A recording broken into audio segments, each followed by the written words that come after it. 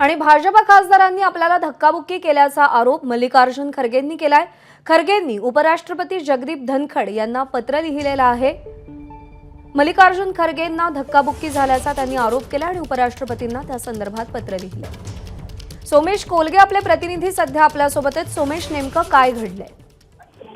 नक्कीच आज प्रताप सारंगी हे जे भाजपचे खासदार आहेत त्यांना धक्काबुक्की झाली, त्यांना त्यामुळे जखम झाली असं भाजपने आरोप काँग्रेसवर केला आणि थेट राहुल गांधी यांच्यावर आरोप झाला।